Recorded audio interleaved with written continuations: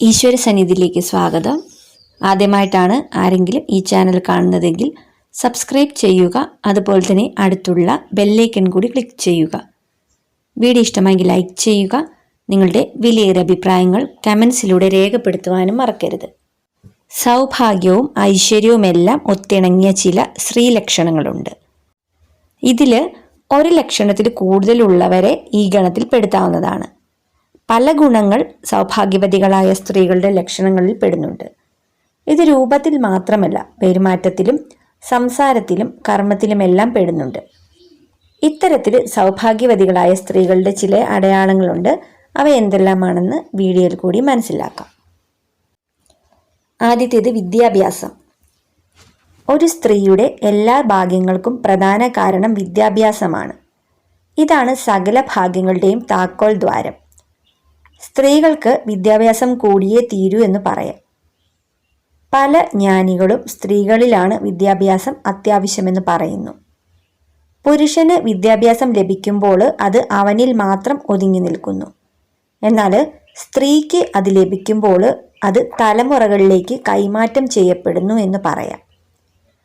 ജോലി നേടാനുള്ള അഭ്യാസത്തെ മാത്രമല്ല വിദ്യാഭ്യാസം എന്ന് പറയുന്നതെന്ന് തിരിച്ചറിയുക.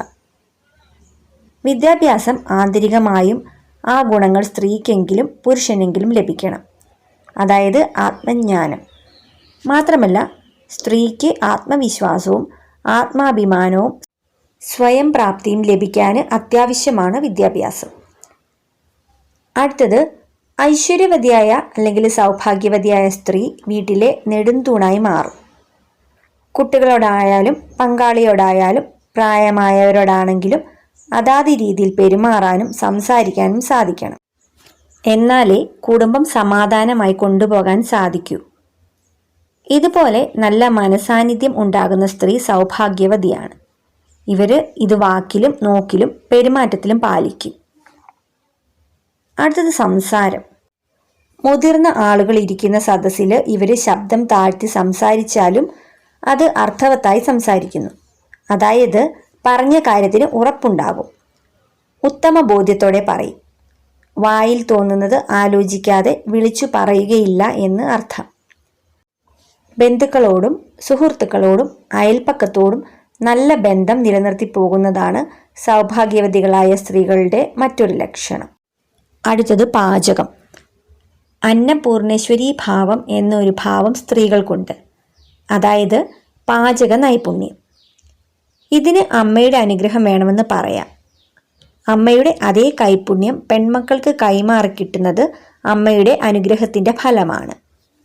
കൈപുണ്യം എന്നത് സൗഭാഗ്യവതിയായ അല്ലെങ്കിൽ ഐശ്വര്യവതിയായ സ്ത്രീയുടെ മറ്റൊരു ലക്ഷണമാണ്. പാചകം ആർക്കും ചെയ്യാമെങ്കിലും ഐശ്വര്യവതിയായ സൗഭാഗ്യവതിയായ സ്ത്രീയുടെ പല ലക്ഷണങ്ങളിൽ ഇതും ഉൾപ്പെടുന്നുണ്ട്. അടുത്തത് നീതിബോധം. സൗഭാഗ്യവതിയായ സ്ത്രീയുടെ പ്രധാന ഗുണമാണ് നീതിബോധം. എന്ത് ചെയ്യണം ചെയ്യരുത് എന്ന ചിന്ത മക്കളിലേക്ക് കൈമാറാൻ അമ്മയ്ക്ക് നീതിബോധം എന്നത് അത്യാവശ്യമാണ്. ചെറുപ്പത്തിൽ ഇത്തരം പാഠങ്ങൾ പകർന്നു കിട്ടുന്ന, അത് കുട്ടികൾക്ക് മനസ്സിലാക്കി കൊടുക്കുന്ന അമ്മയാണെങ്കിൽ ആ ഗുണം മക്കൾക്കും ലഭിക്കും. ഇത് ഭാവിയിൽ അമ്മയ്ക്കും സന്തോഷമുണ്ടാക്കുന്ന അല്ലെങ്കിൽ കുടുംബത്തിന് ഗുണമുണ്ടാക്കുന്ന, മക്കളുടെ ജീവിതത്തിൽ ന്യായവും നീതിയും നൽകുന്ന കാര്യമാണ്. വീഡിയോ കണ്ടതിന് നന്ദി. ഇതുപോലുള്ള വീഡിയോസ് ഇഷ്ടപ്പെടുന്നവർ ചാനൽ സബ്സ്ക്രൈബ് ചെയ്യുക.